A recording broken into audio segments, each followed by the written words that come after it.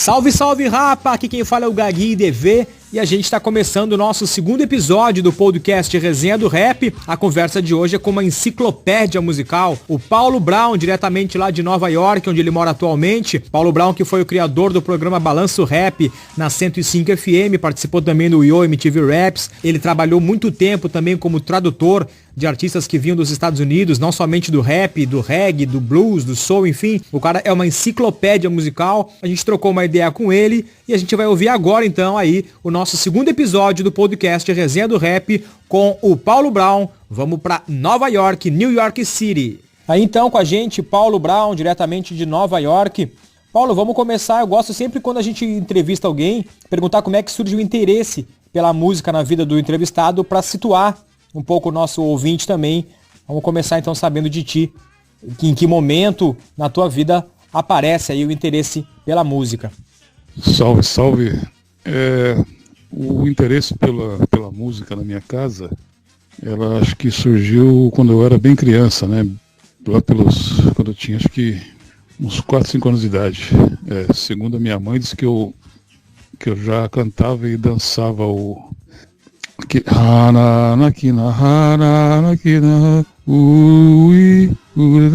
a minha mãe, ela trabalhava na casa de uma família judia. Ela trabalhou por 30 anos na casa da família judia moderna, né? E ela falava que eu, quando eu tinha 4 anos de idade, eu cantava e dançava o Nakinahara aí para ganhar chocolate. Vai vendo. Então já viu, né? E a minha mãe, ela sempre ouviu rádio, né?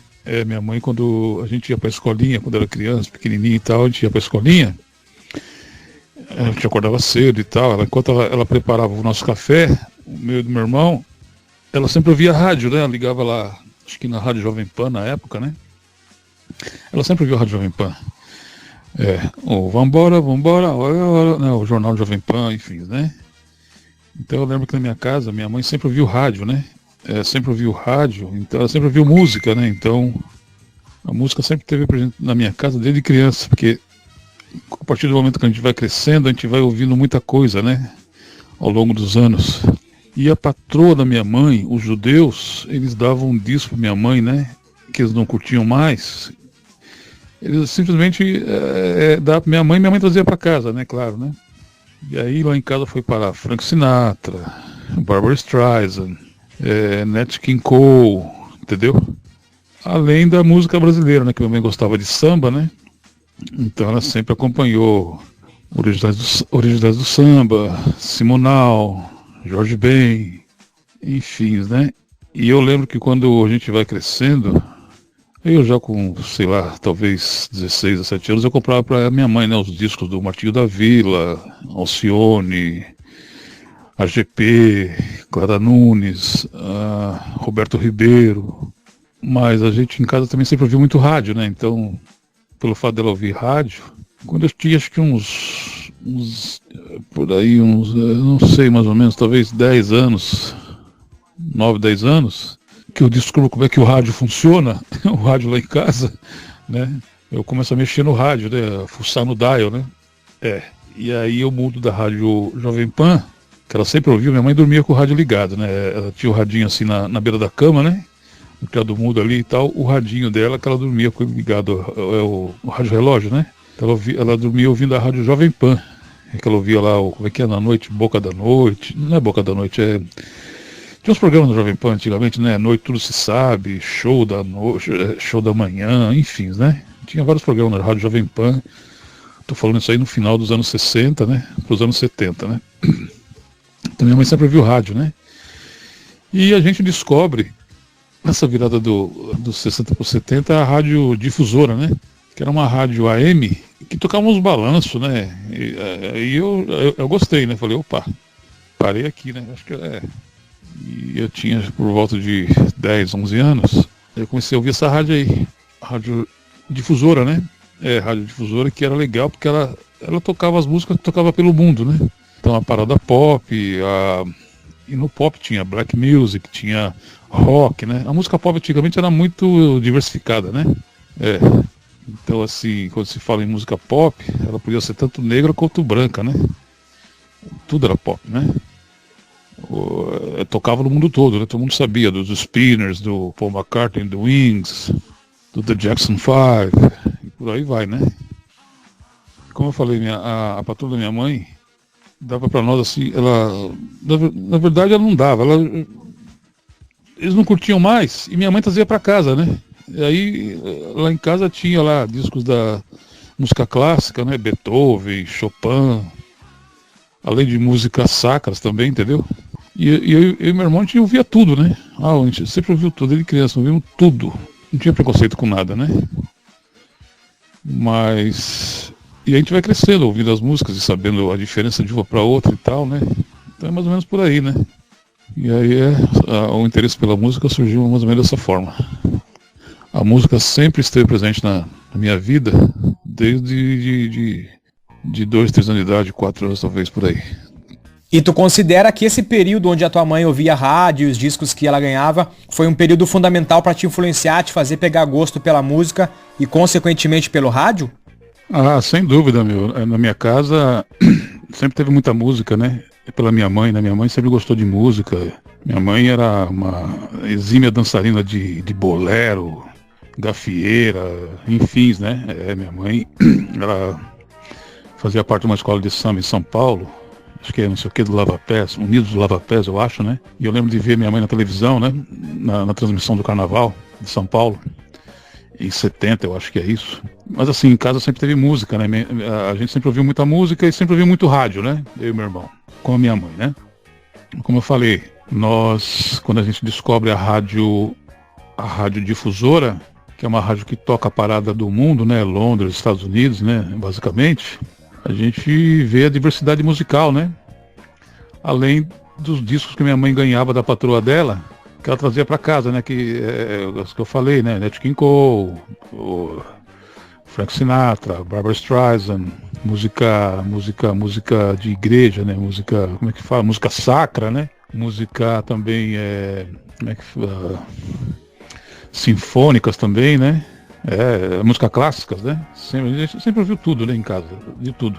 E quando a gente começa a comprar discos, ali com meus 12 anos de idade, minha mãe dava dinheiro para nós comprar os discos da gente, né? Então, aquela chamada mesada, né? Então ela dava para nós semanalmente a gente comprar. Ela dava um dinheiro que a gente podia comprar ou disco ou gibis, né? A gente lia muito, né? Gibizinhos antigamente. Então comprava gibis. E se tivesse algum lançamento, eu comprava também, né? Então eu comprava os discos do Jackson 5, né? Compacto simples, compacto duplo. Quando dava, comprava LP, né? Mas sempre comprava, né? E meu irmão também comprava os discos dele. Meu irmão vinha com James Taylor, Paul McCartney, The Wings, Chicago, America, Eagles. E a gente também ouvia Beatles, né? Brad, né? Brad também. Ouvia tudo, né? Boston, tudo daquele tempo lá que era bom, né? Em termos de música, né? Rick Wakeman e o Viagem ao Centro da Terra, né? Que é um clássico da música rock, né? Sinfônica, né? Muito louco, né? E os discos que comprava minha mãe, que eu já citei já, né? Martinho da Vila, Roberto Ribeiro, Alcione, AGP, até Chico Anísio lá, o disco do Chico Anísio, que eu esqueci agora o nome, né? Que ele lançou um livro na época, né? Foi muito sucesso, né? Vou bater pra tu bater, amanhã pra não me dizer, que é pra você, que é pra poder bater, pra tu poder bater. O caso é esse, dizer que falo que não sei o que, tá pra acontecer, é papo de altas transações. Cara, muita música, velho, mas muita música mesmo. E a gente sempre viu tudo em casa, né? Graças a Deus, né? Então a minha formação musical é essa, né? E graças à minha mãezinha, né? E ao rádio também, né? A minha mãe e o rádio, que o rádio antigamente era muito legal ouvir rádio antigamente, né? E mesmo a AM, né? Que tocava música, né? Eu ouvia no final dos anos 80 a Rádio Cultura ainda, a AM, né? Era só música de cinema, cara. Eu tocava música de cinema o tempo todo.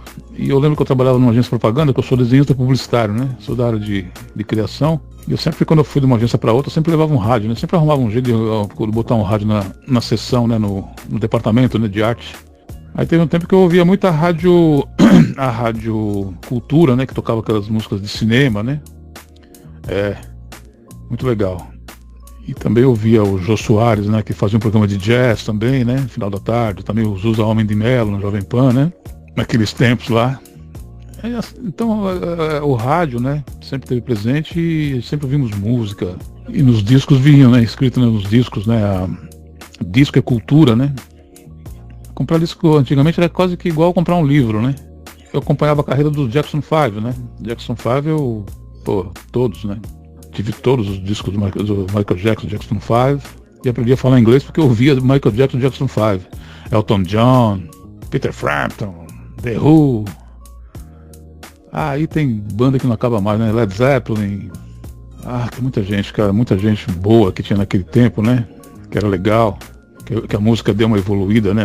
Teve um tempo que o rock, nos anos 70, né? O rock tinha as bandas, assim, várias bandas, tinha aquelas bandas que havia duas guitarras, não, tinha o guitarrista tocava umas guitarras que tinha dois braços, né? Não sei se chegou a ver essas imagens e tal, entendeu? Era muito legal o rock antigamente. E eu fui skatista também, né? Eu fui skatista. Comecei a andar de skate, eu tinha acho que 12 anos de idade.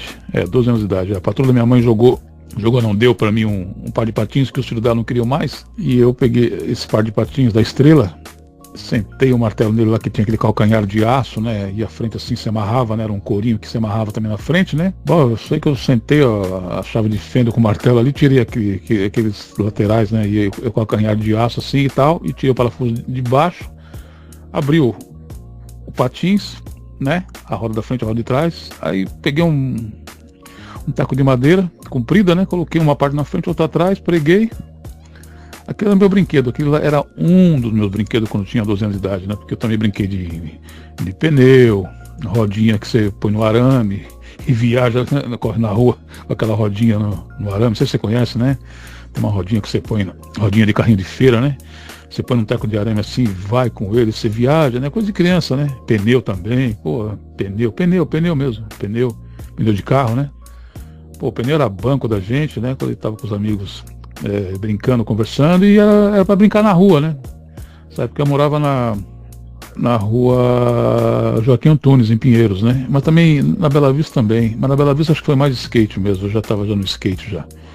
Mas em Pinheiros que eu brincava de pneu, e dessa rodinha aí, e taco, né? Enfim, e quando tava em casa, depois de vir da escola e tal, ficava ali estudando com o rádio ligado, né? Na rádio difusora, ouvindo a parada mundial. E a música, né, cara? A música, quando ela é boa, ela educa, né? Quando ela é boa, ela educa, e quando ela é muito politizada, ela doutrina, né? Então já viu, né? Então fica difícil. Eu, graças a Deus, eu cresci ouvindo música boa, né? Shirley Bassey, Sammy Davis Jr., Frank Avalon, por aí vai, né? É muita gente. Viva a música e viva o rádio, né? E sem falar em Monks também, que tinha a série Os Monks, né? Que também tinha as músicas dele na parada do mundo e tocava na rádio difusora, né? Os Monks. Também tinha uns moleques que eram concorrentes dos Jackson 5 também, que a indústria criou também, uns branquinhos chamados de Osmonds, os irmãos Osmonds, né? O figurinho deles era meio lá Elvis Presley, né? Eu também deixei de citar aqui o Elvis Presley, que a gente também ouvia Elvis Presley, Paul Simon and Garfunkel, Bob Dylan, Rolling Stones, né? E por aí vai. E os Monks tinham aquele seriado de televisão que a gente via na televisão, né? Que era diário, né? Era diário o seriado, né? E quando eu tinha acho que 12 anos de idade, minha mãe leva eu e meu irmão no cinema, na Rua Augusta, lá na Bela Vista, na Rua Augusta. Que eu sou criado e nascido na Bela Vista, né? Nascido e criado na Bela Vista. Morei entre Bela Vista e Pinheiros, né? E na Bela Vista, na Rua Augusta, ela levou a gente no cinema um dia.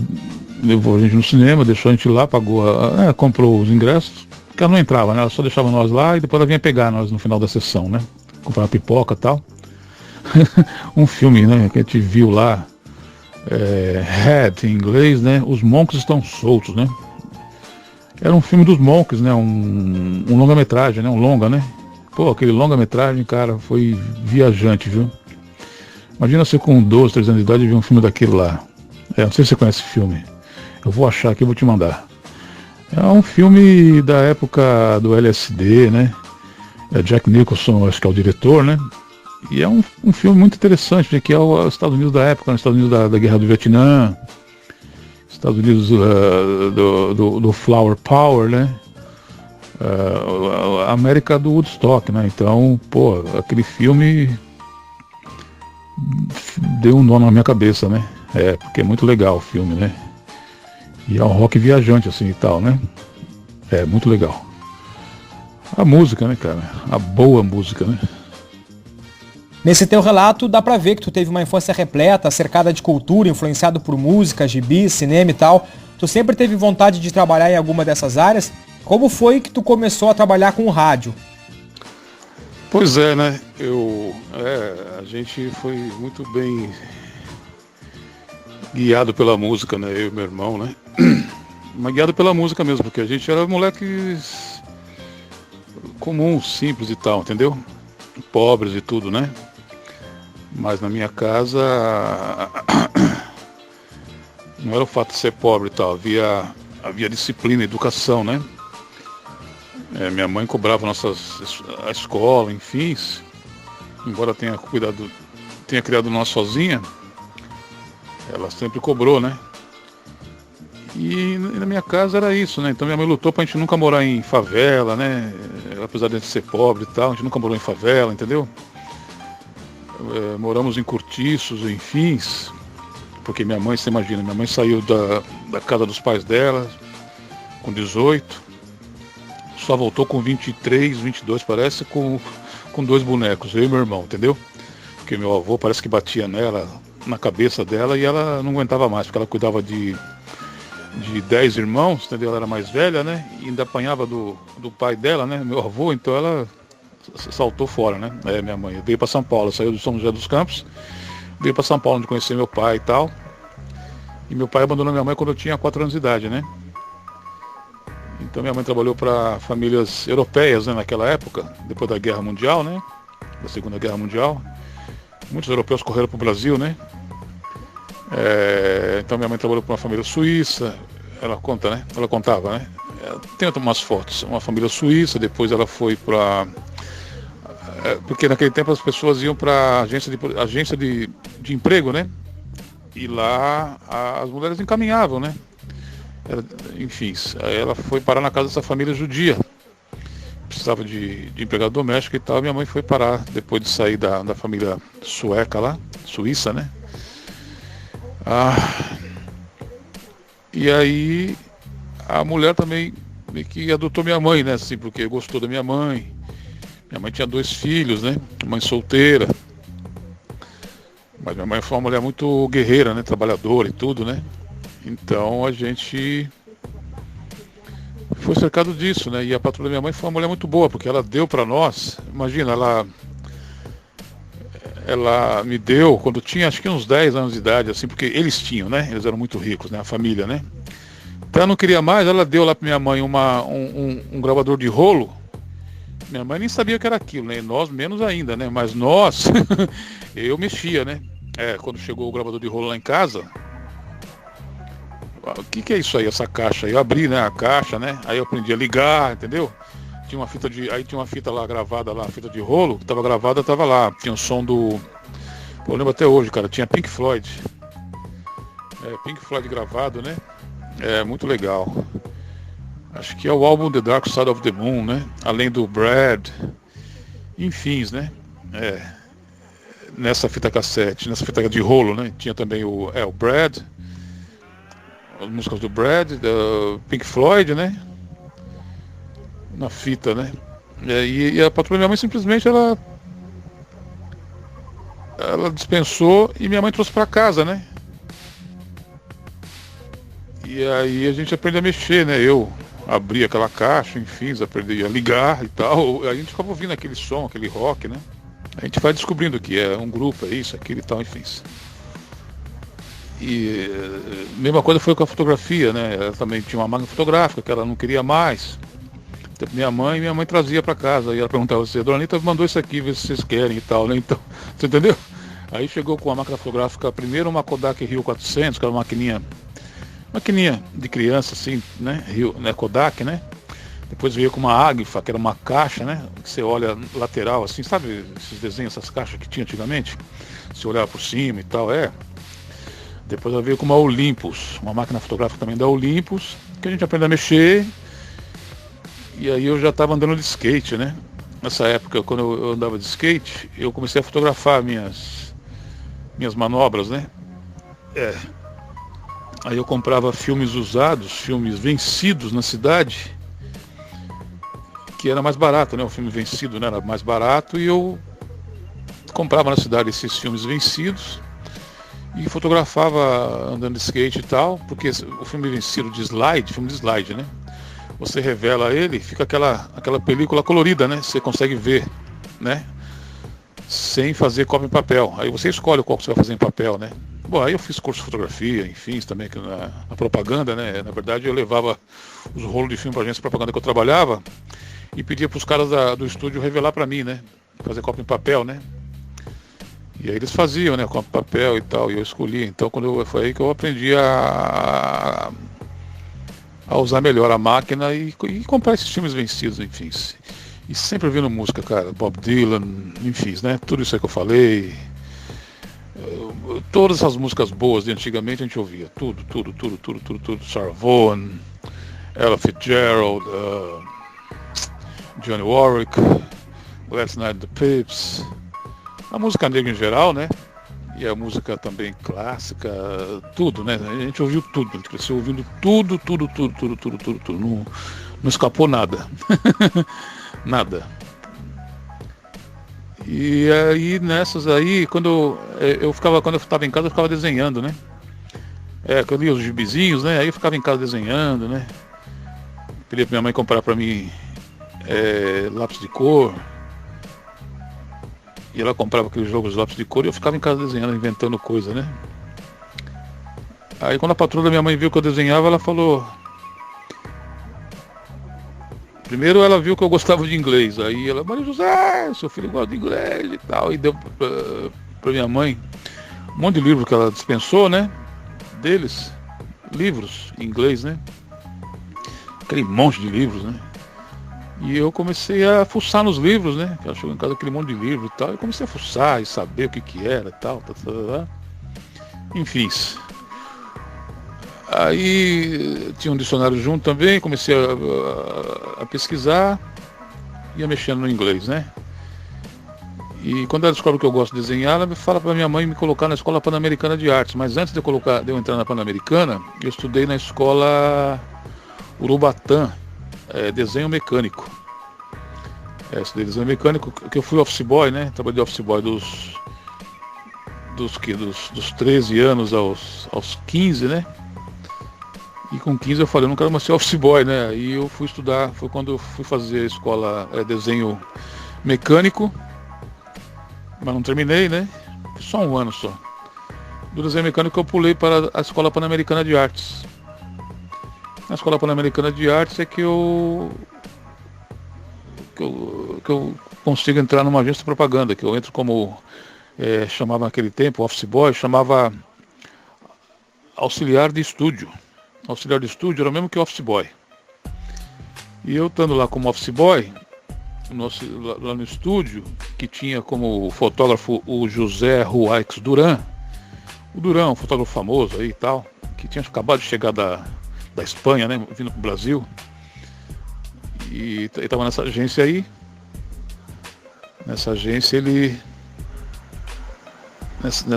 ele é o fotógrafo, né? Na agência e tal, e eu era muito curioso e tal, né? Via tudo, né? Achava legal. E falava pros caras do departamento de arte, eu tô fazendo a Pan-Americana de Artes e tal, né? Sempre encheu o saco dos caras, né? E eu trampava até que um dia os caras me chamaram pro departamento de arte. Aí eu saí lá do estúdio, do almoxarifado, né?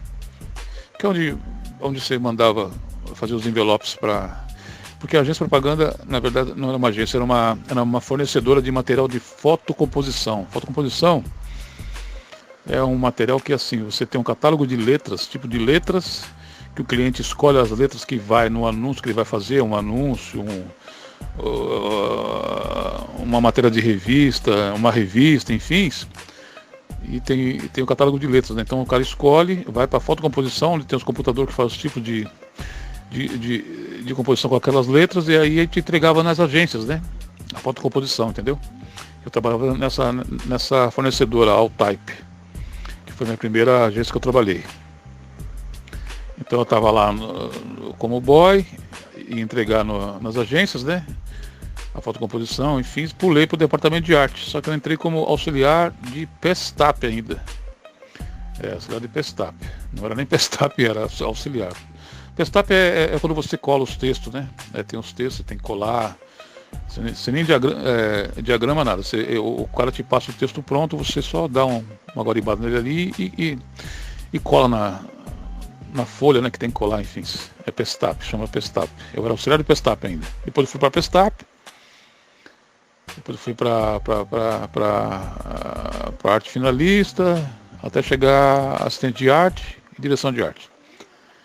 E muita música, né, cara? Eu lá nessa agência tinha os diretores de arte lá, que eu andava com os caras, aí os caras já me mostravam Crosby, Stills, Nash Young, né?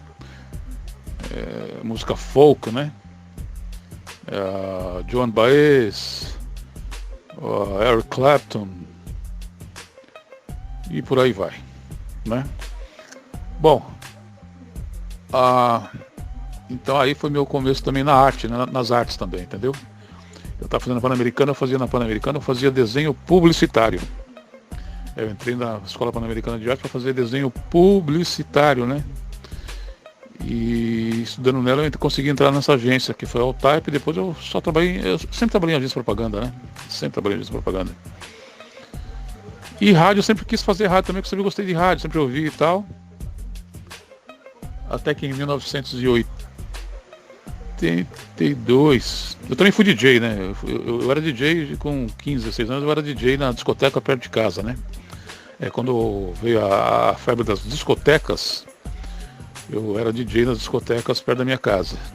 Então eu tocava perto da minha casa, tem uma discoteca que inaugurou e tal, eu ficava cercando lá o DJ lá até que ele deixou eu entrar na cabine e fazer um som e tal, né? Eu gostava, né, de música e tal, né? Conhecia também e tal. Bom, fui DJ também, conhecedor e tudo. Toquei em várias casas noturnas de São Paulo. Até que um dia eu vou numa casa, numa rádio, com o namorado da irmã da minha namorada. Namorado da minha... A irmã da minha namorada, namorava um cara que trabalhava num estúdio, onde ele gravava o Chico Anísio. E ele gravava o Chico Anísio gravava uns humorísticos, né? Que ia lá pra Globo do Rio, né? Gravava em São Paulo. E eu ia nesse estúdio encher o saco do Jesuíno, o meu amigo Jesuíno Arruda, ele já descansou já. O Negão era técnico de estúdio e tal, gente finíssima. Aí um dia eu fui entregar com ele uma fita numa rádio. Ele falou, quer ir comigo na rádio ali e tal, que eu vou entregar essa fita aqui. Então eu fui com ele na Rádio Gazeta, lá na Paulista. Não sei se você conhece São Paulo. Na Gazeta ali eu fui entregar essa fita com ele e, pô, fiquei besta, né, com o estúdio e tal. Falei, pô, é isso que eu quero fazer e tal, rádio, né?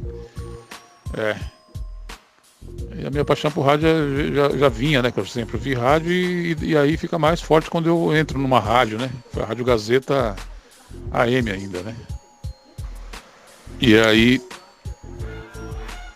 até chegar no rádio, né, trabalhar em rádio, demorou um pouco, né? Eu fui DJ na noite, fui DJ das equipes, né? Zimbabwe. Fui DJ só da Zimbabwe, que era uma equipe antes, depois virou selo, né? Que lançou vários grupos como Racionais, DMN, MV Bill, Mr. Catra, X, né?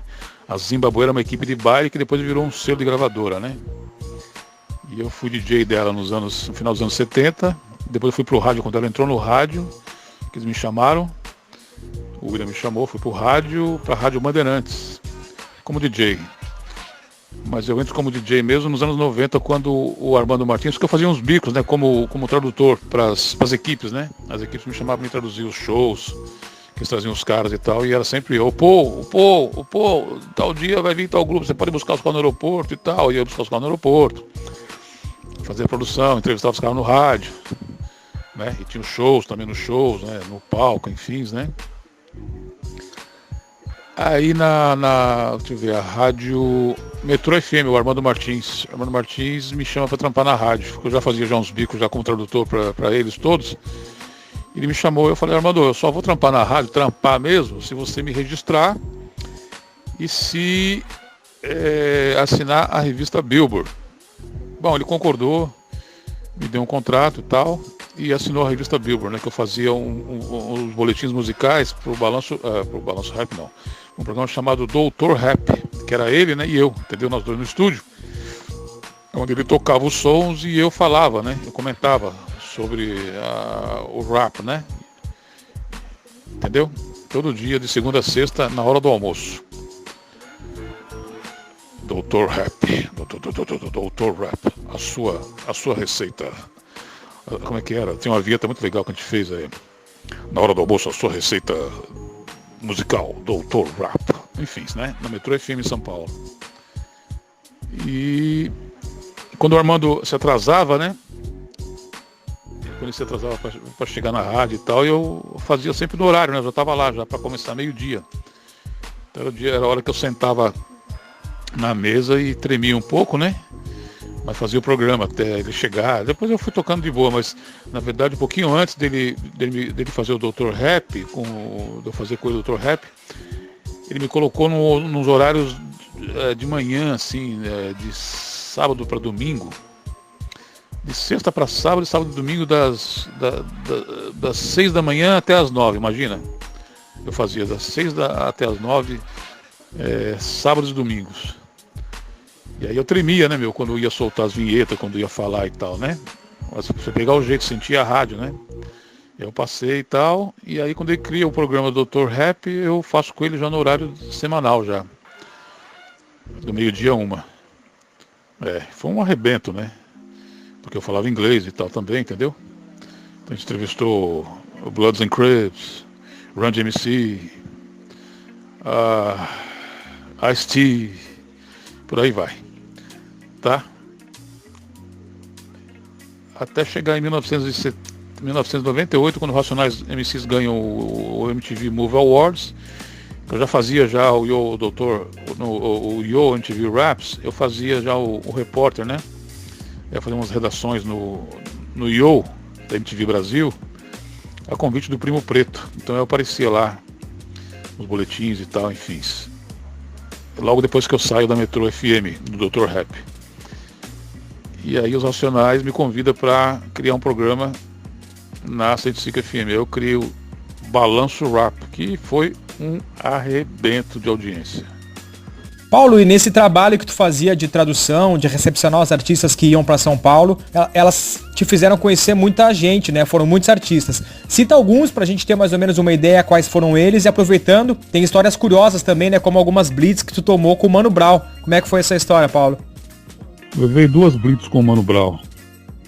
Uma vez, em 1994, quando houve o Free Jazz em São Paulo, veio aquele grupo lá, o US3, o Guru e também o Digable Planets, que iam se apresentar numa casa chamada Palace, em São Paulo. Nessa época eu fazia o Dr. Rap da Metro FM, em 1994, né? E então eu estava lá fazendo Dr. Rap na Metro FM quando alguém falou que o Digable Planets estava no Hotel Maxud, que é ali perto da Paulista, ali perto da rádio. Aí assim que terminou o programa eu fui até o Hotel Maxud Plaza lá, conhecê-los, enfim. E aí eles pediram para dar um rolê pela cidade, enfim e tal, né? E eu acabei levando eles para o Clube do Rap na Bela Vista, que era ali perto ali. Bela Vista, minha área, né? Tinha o Clube do Rap às segundas-feiras e eu levei eles lá nesse Clube do Rap. E nesse dia que eu levei eles no Clube do Rap, estava lá o Mano Brown. Estava o Brown, Os Racionais estavam por lá. E aí ali mesmo a gente fez uma matéria ali com a câmera do Brau, que o Brau tinha um cara que andava com a câmera sempre filmando tudo, né? Eu acho que era Neilito o nome dele, é o Neilito que filmava em VHS naquele tempo lá. E aí o Brau falou, me pediu, né, pra me levar eles até a casa dele lá na Zona Sul, né, no Capão, que ele mandava o carro pegar a gente, tudo. Aí ele mandou o Opala dele vir buscar a gente, né, o pessoal dele buscar a gente, e nós fomos para Capão Redondo. Demos um rolê com ele na casa dele lá, na casa dele, quando ele morava ainda na Coab Adventista, o Mano Brau. Jogamos um basquete lá, uma quadra que tem lá, enfim. E demos um rolê com ele lá pro Capão Redondo, ele foi explicando pra gente as paradas lá, enfim, da música e tal, aquela coisa toda. E quando a gente tava voltando lá do Capão Redondo, indo pro Palace, chegando no Palace já ali na região do Ibirapuera, a gente parado num farol, num piscar de olhos, tinha um monte de polícia com as armas apontadas para o carro, né? E eu peguei e tirei minha credencial de jornalista e falei pros caras, ó, aqui é da imprensa aqui e tal. O pessoal aí é tudo artista aí, né? Tava o Mano Brau, tava o pessoal do Diga no Plano, os três, né? E eu, né? Aí eu mostrei assim, a credencial assim pra fora, botei o braço pra fora do carro e consegui sair do carro e fui explicar pro superior lá e tal. Aí eu falei, pô, sargento, aí é tudo artista aí, o povo aí paga caro pra ver esse povo que tá aí, né? Enfim, a gente passou pela essa blitz aí e tal. E fomos lá pro Palace. Uma outra vez foi quando, nesse mesmo Free Jazz, veio o James Brown. O James Brown, com o Digable Plan, fez show lá na USP. E aí na volta, eu estava no carro do Mano Brown. Tava no carro do Mano Brown, mas aí tava só eu e ele só. Porque a produção do Free Jazz levou o James Brown, o Digable Plan pra lá, entendeu? Eu tava voltando com o Mano Brown no carro dele, quando a gente levou uma outra blitz de novo. E eu, novamente, eu falei que eu era da imprensa, enfim e tal, que não estava acostumado com isso. Ele falou que estava acostumado e tal. Eu falei, mas eu não tô, né, Brau? Isso aí não é certo, né? E aí o policial veio e tal, e fiz. E me apresentei e pronto. E passamos, né? Essas são as duas blitz que eu tomei com o Mano Brau. E é verdade. Eu esqueci de falar ali dos grupos que eu trabalhei também, tem o Houdini também. O Houdini foi um dos primeiros grupos que o primeiro grupo que veio foi, na verdade, teve um cantor chamado Sylvester, né? Que a Chic Show trouxe o Sylvester, depois trouxe Jimbo Horn, trouxe também Betty Wright, trouxe Roger e a banda Zepp, e trouxe o Houdini. Houdini eu conheci eles na rua, eles tinham chegado já. E eu tava descendo na Rua Augusta lá, encontrei com eles na rua e eles viram que eu falava inglês e tal, aí eu fui dar um rolê com eles e tal, levei eles na casa do pessoal do Região Abissal, do Gilberto, da Bela Vista, e depois eu fui no show com eles. E aí, num dado momento do show, eles me convidam pra mim, e me chamam no palco pra mim falar as coisas do show e tal, enfim, né, com o povo. E o Palmeiras lotado, 20 mil pessoas e tal. Foi muito legal. E é mais ou menos isso. É isso, na verdade, não é mais ou menos isso. Foi isso, né? O Houdini. E o Houdini, quando foi embora do Brasil, naquele ano, acho que é 88, eles me deram um box, né, de presente, né? Eles me iam levar de volta o box deles e me deram de presente pra mim. Muito legal. E voltando só alguns anos no tempo da nossa troca de ideias, tu que é um cara que tinha todo esse conhecimento da Black Music já antes da chegada do rap no Brasil, como é que tu acompanhou a chegada do rap no Brasil? Que lembranças tu tem do surgimento do hip hop no país? O hip hop no Brasil, ele chega meio que depois que estoura a música do Sugar Hill, né? Sugar Hill Gang, né? O Rapper's Delight, né? E eu tinha o tio de um amigo meu que ia pra Miami, né? Em 81. Aí eu pedi pra ele me trazer alguns vinis. Ele me trouxe alguns 12 polegadas, né? E eu fiz em São Paulo, joguei na mão de alguns DJs, né? Mas eu já estava acostumado já a ouvir o rap, porque tem uns sons que já tocavam, né? E o impacto mesmo foi quando as equipes começam a tocar o rap, né? As equipes de São Paulo, né? A Zimbabwe, a Chic Show, nos programas de rádio. No rádio que eles começaram a tocar lá por volta de 84. Em 84 ela começa a tocar no rádio, porque a gente já curtia em casa já, né? Mas no rádio começa a rolar nos programas de blacks que tinham 84, 85, entendeu? E também teve a novela, como é que é o nome da novela? Tem uma novela, né, que tem abertura, com o Nelson, os caras dançando break, né? Que a gente também já tinha visto o filme Break Dance, Flash Dance, Wild Style, que é tudo antes, né? Tudo 81, 82, né? 83 por ali, enfim, entendeu? Então a gente já estava com a antena já ligada já e tal, né? Todo esse movimento, né? Só que no rádio demorou um pouquinho mais. Começou a tocar acho que em 84. Por aí mais ou menos. E foi grande o impacto, né? No começo havia uma resistência, né? O que é isso aí? Som falado e tudo mais, né? Mas depois foi devagarinho ganhando espaço, né? As equipes tocando nos bailes, enfim, também. E aí depois surgiram os grupos, né? Isso aí já mais pro 87 e tal, as equipes começam a fazer coletâneas e lançar grupos de São Paulo, né? Acho que é 88 mais ou menos. Daí veio Consciência Black, enfim, e aí a coisa vai andando, mas uma resistência no começo, né? Uma novidade. Mas eu já curti um som, já que já tinha rap no meio, eu gostava muito, né? E nessas várias idas e vindas que tu teve aos Estados Unidos, como é que surge a ideia de tu ir morar aí, Paulo? Bom, velho, eu sempre estudei a cultura americana, né? Sempre estudei inglês, enfim, sempre mexi com música americana, sempre gostei de disco music, funk music, rhythm and blues, jazz, soul, blues, entendeu? A cultura negra, eu sempre li revista Ebony e tudo mais, então eu sempre quis vir embora para a América, né? Quando eu tinha 18 anos já, eu queria ir embora para a América, porque eu tinha amigos americanos também. Na Bela Vista, eu morava perto de um hotel. Na Bela Vista tinha um hotel perto de casa chamado Hotel Cadoro, na Rua Augusta. E a gente brincava com os americanos que ficavam no hotel, entendeu? Eu ficava brincando num parque ali e os moleques vinham e brincar com a gente, né? Desde os meus 13 anos de idade.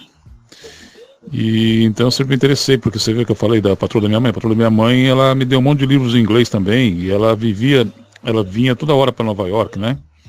Numa das viagens ela convidou minha mãe para vir com ela, enfim. Ela chegou até a falar para minha mãe que ela iria embora do Brasil e chamou a minha mãe, que traria minha mãe e os filhos juntos, entendeu? Mas a minha mãe deu para trás, né?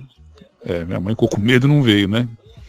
Então eu sempre quis vir morar nos Estados Unidos, né?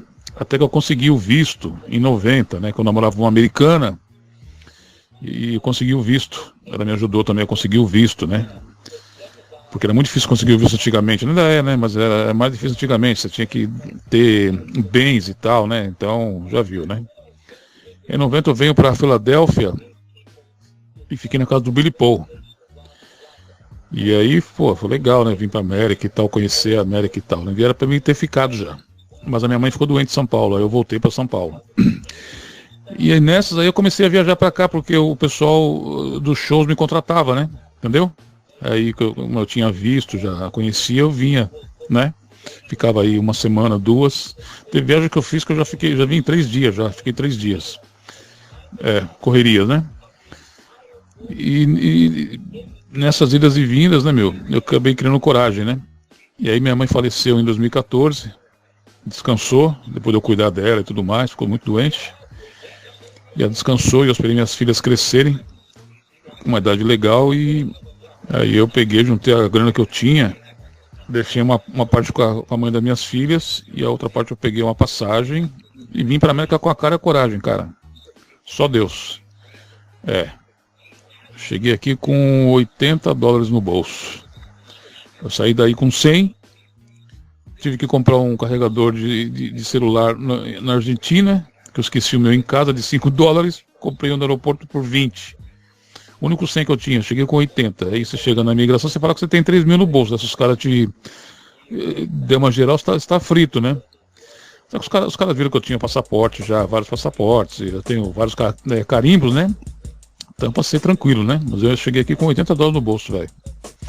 80 doletas, E vim por causa da política no Brasil, né? Muito ruim, né? O país atrasado que só, né? Com essa mente doutrinada que o brasileiro tem, né? Colonial pra caramba e tal. E a América era mais legal antes de 2011, né? 2011 não, desculpa, do 11 de setembro, né? A América era mais legal antes do 11 de setembro. Depois do 11 de setembro, a América mudou muito. Pô, piorou, cara. Piorou, não acredite, piorou. A segurança, né? A tensão, né? É um país tenso, né? O americano é tenso hoje em dia, né? É um país legal, mas é um povo tenso, né? Então tudo tá que nem o filme Faça a Coisa Certa, tudo tá a ponto de explodir. É o branco, é o preto, é o asiático, é o lá da Arábia Saudita, que eles estão em peso aqui, né? Essa política dos Estados Unidos também de visto, né? Eles vêm pra cá como se fosse a segunda casa deles, cara. Você não tem noção o que é Nova York, cara. A gente vive num país, o Brasil, que é muito colonizado. E o estrangeiro se esconde de medo do brasileiro, né? Eles têm medo do brasileiro. Porque o brasileiro é um povo que não aceita, não conhece, né, o mundo, né, cara? Só fica vendo televisão, Rede Globo, essa doutrinação toda, né? Futebol, novela, pagodinho, entendeu? Por isso que o Simonal foi morto, né? O Simonal foi um negro que apresentava um outro negro, né? Um negro que gostava de falar línguas, que ouvia jazz, que entendia de música, entendeu? O sistema só impõe a você o negro futebolista, pagodeiro e só, né? Mas o negro não consegue ver isso aí, porque o negro, ele liga a televisão, todo mundo vê a mesma televisão, a mesma novela, a mesma, entendeu? O mesmo jogo de futebol. É isso, né, cara? O sistema no Brasil é massacrante, né? E eu sempre quis vir pra cá, né, cara? Como eu falei, a América era mais legal antes do 11 de setembro, né, de 2001, né? A América era muito legal, que é um país onde havia, né, uma certa democracia, uma liberdade, né? Hoje ainda existe, mas você vê o que eu falei, é um país tenso, né? Você tá vendo aí o Trump, né? Se ele ganhar, a gente tem que sair correndo daqui, porque aí a lei da imigração vai pesar, né? E o barato tá louco. Vou te mandar uma matéria que saiu no jornal aqui pra você ver. Então é isso, né? A América era muito legal, já foi legal. Então, hoje em dia a América tá essa coisa que a gente está vendo aí, entendeu? Esse país repressor, né? Esses governos repressores, né? E o mundo tá assim, né? O mundo tá muito esquisito, né, cara? O mundo tá muito tenso, né? Tá muito tenso. Eu continuo ouvindo minhas disco music aqui. Eu tô ouvindo aqui a WBLS. Yourself on 107.5 WPLS and 1190 AM WLIB. Hall of Fame award-winning journalist, best-selling author Herb Boyd is standing by to talk with us about what's going on. Mother, there's too many of you to cry. Brother, there's far too many of you die. Então assim, eu ouço de vez em quando WBLS, mas eu ouço outras rádios também e ouço disco music, eu gosto de disco music, né? Até achei um aplicativo aqui que é só disco music, enfim, né? Minha formação musical é essa, né? Filadélfia, né? Quando eu fui para Filadélfia, eu já conhecia todos os grupos da Filadélfia, né? De Billy Paul a Harold Melvin Blue Notes, né? Que é a minha escola, né? Musical, né? Então eu estar na Filadélfia para mim foi um sonho, né? E agora eu tô aqui, cara, vim pra cá porque a situação no Brasil era muito feia, né? Ainda é. E eu vim pra cá. Eu só tô triste porque eu não tô com as minhas filhas aqui, né? Minhas filhas ficou com a mãe aí ainda. Não deu pra trazê-las, né? E vamos em frente. Antes de eu sair daí, eu fiz alguns filmes aí, que vão sair ainda. Tem um que é com o Hildon. Ele fala que não é Hildon, é Hildon, né? O Hildon. Filmei com o Hildon. E tem uma outra também aí que vai sair logo mais também. Acho que tá na edição, eu acho. E é isso, cara, correrias. Tô fazendo um livro aqui também, tô escrevendo um livro, né? Eu mesmo escrevendo um livro meu aqui.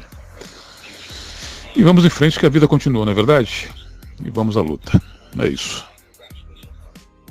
Mais um detalhe, viu? Eu esqueci de falar que eu trabalhei no Brasil, eu trabalhei com músicos da música negra, né, de Billy Paul, Roy Ayers, Chaka Khan, Jimmy Bohorn, né, que é o Rhythm and Blues, até os músicos, né, passando pelo rap, né, também, que eu falei pra você aí alguns nomes, E também o reggae. O reggae eu trabalhei com Ziggy Marley, com o Julian Marley, que é o irmão do Ziggy, né, de uma mãe inglesa, né? Também com o Damian Marley também, que é também... O Damian Marley é filho de uma ex-miss, né? Também inglesa também. O Damian Marley. O Damian Marley foi no Brasil a primeira vez que ele foi, acho que ele tinha 12, 13 anos de idade. Ele parecia Bob Marley, lá no começo, o Bob Marley, cabelo curtinho, em 1959, 60. Que tá aquele cabelo curtinho, com aquele terninho assim e tal, o Bob Marley. O Damian Marley era exatamente igual. Eu fazia o programa Dr. Rap lá na Metro FM com o Armando Martins e produzia o programa Metro Reggae. Metro Reggae era um programa que ia todo dia, no final da tarde, na Metro FM, das 6 às 7, né? Que às 7 horas entrava a Voz do Brasil, né? Então a produção toda, naqueles tempos que a gente escrevia, né? Todas as músicas, pro cara pegar o cartucho, né? Que as músicas tudo eram gravadas em cartuchos. Então você escreve lá, Bob Marley, One Love, cartucho número tal, entendeu? Peter Tosh, não sei o que, Alpha Blonde, né? O locutor que fazia o programa não sabia picas nenhuma de reggae, não falava inglês, não fala que até hoje. Ele tá aí com um canal aí e tal, não vou falar o nome dele e tal, tá? E eu brigava com o Armando, falava, porra Armando, deixa eu fazer esse programa, pelo amor de Deus, cara, né? Mas o Armando não deixou eu fazer o programa de reggae. Ele só me contratou para fazer o Dr. Rap e tal, e eu fazia uns boletins musicais chamados Music News by Paulo Brown, que eu gravava os boletins e diariamente ia 3 inserções, né? Uma cedo, uma outra ali por volta de 2 da tarde e uma outra ali pelas 5 da tarde, entendeu? Inserções musicais de 1 minuto, né? Boletim, né? Music News, né? Metro Music News. Muito legal. Quem fez a vinheta pra mim foi o Banana, que é um locutor que não estava no rádio mais, ele saiu porque ele cansou dessas rádios medíocres que a gente tem hoje em dia no Brasil, né? Em São Paulo também. E é isso, cara, entendeu? Então eu trabalhei com vários grupos de reggae, de Alpha Blonde, como é que é? Inner Circle, o Steel Pulse, Benaya, Jimmy Riley, Down Pain, nossa senhora, para lembrar agora aqui, Black Uhuru, enfim, eu também gosto de reggae bastante, o reggae roots lá de trás, né? O reggae dos anos 70 ali, aquele reggae contestador, né? Esse reggae eu gosto. E conheço também, né? Porque eu tinha um amigo que ele tinha CDs de reggae de A a Z, de Alpha Blonde a Ziggy Marley, entendeu? Tinha lá, quantos CDs? Uns 300 CDs, eu acho. Um amigo meu de uma agência de propaganda, o Vagnão.